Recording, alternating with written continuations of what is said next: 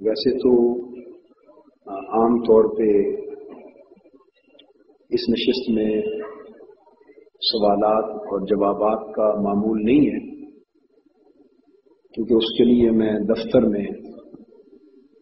2 دنوں میں باقاعدگی سے بیٹھتا ہوں، اور جن احباب کو مختلف مسائل دریافت کرنے ہوں اور کسی مسئلہ پر تبادلہ خیال کرنا ہو تو اس کے لیے بہتر اور موزوں وقت دفتر ہے۔ لیکن یہ جو 2 سوال اس وقت آئے ہیں، میں سمجھتا ہوں کہ یہ اہم ہیں، تو ان کا جواب دینا یہاں ہی ضروری ہے، سو میں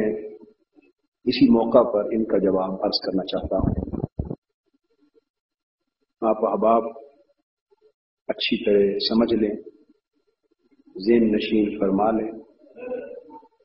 اور جہاں جہاں آپ کو ضرورت پڑے اس تصور کو کما حق کو بیان فرمائیں۔ ایک تو مختصر ہے، اور وہ سوال یہ ہے کہ سننے میں آیا ہے کہ مجھ سے پوچھا گیا کہ آپ دعوت اسلامی سے متعلق کوئی اچھا خیال نہیں رکھتے، وضاحت فرمائیں۔ استغفر اللہ العظیم۔ مجھے تعجب ہے کہ یہ کس طرح سننے میں آیا اور کس نے یہ بات کہی۔ میں اللہ کے فضل و کرم سے دعوت اسلامی، اس کا کام اور اس کے نوجوان، ان کی نسبت نہ صرف اچھا خیال رکھتا ہوں بلکہ ان سے محبت کرتا ہوں، اور ان کی کامیابی و کامرانی کے لیے اللہ رب العزت کی بارگاہ میں دعا گو رہتا ہوں۔ بلکہ سچ بات یہ ہے کہ دعوت اسلامی کے یہ نوجوان جب امامہ باندھ کر مجھے ملنے کے لیے آتے ہیں اور میں انہیں دیکھتا ہوں، اور پھر یہ جب نماز پڑھتے ہیں اور دین کے ساتھ ان کا ایک شغف، ان کا انہماک، ان کی محبت اور ان کے جذبے کو میں اپنی آنکھوں سے دیکھتا ہوں، ان سے ملتے ہوئے جتنی محبت اور خوشی دل میں محسوس کرتا ہوں، میں اس کا بیان نہیں کر سکتا۔ یہ بدقسمتی سے ہمارے معاشرے کا معمول ہے کہ وہ غلط اور بے بنیاد باتیں اس طرح کی پھیلا کر دلوں میں منافرت اور کدورت پیدا کرتے ہیں۔ اللہ پاک ہمیں ایسے شر اور فتنہ سے محفوظ کرے۔ میں دعوت اسلامی کے کام کو اپنا ہی کام سمجھتا ہوں، اور خود کو ان کا ایک ادنا سا نوکر اور ادنا سا خادم سمجھتا ہوں، اس لیے کہ وہ اللہ کے دین کی راہ میں صدق اور اخلاص کے ساتھ کام کر رہے ہیں۔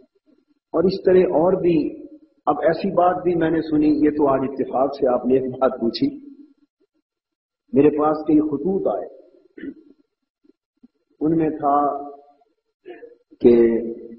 میری نسبت کسی نے کہا کہ ہمیں بعض لوگوں نے کہا کہ قادری صاحب انجمن طلباء اسلام کی نسبت اچھا خیال دل میں نہیں رکھتے، اور بلکہ یہ کہا کہ کاروان اسلام انہوں نے جو قائم کی ہے یہ انجمن طلباء اسلام کو معاذ اللہ نقصان پہنچانے کے لیے قائم۔ آپ میں سے بھی بعضوں نے کبھی ایسی بات سنی کہ نہیں؟ خیر، مجھے خطوط آئے اور بہت سے لوگوں نے سوال کیے، تو یہ الزام یا ایسی بات بھی بالکل اسی طرح بے بنیاد اور فقط دلوں میں کدورت اور منافرت پیدا کرنے کے لیے۔ انجمن طلباء اسلام ہو یا دعوت، ان نوجوانوں کا دین کے ساتھ شغف، حضور علیہ الصلوۃ والسلام کی ذات اقدس کے ساتھ محبت اور لگن، یہ میرے دل کے سرور کا اور آنکھوں کی ٹھنڈک کا باعث ہے۔ اور انجمن کے نوجوانوں کے لیے میں ہمیشہ دعا گو رہا ہوں، دعا گو ہوں اور دعا گو رہوں گا۔ یعنی میری سمجھ سے بھی بالا تر ہے ایسی باتوں کا تصور، بلکہ اس قسم کا سوء ظن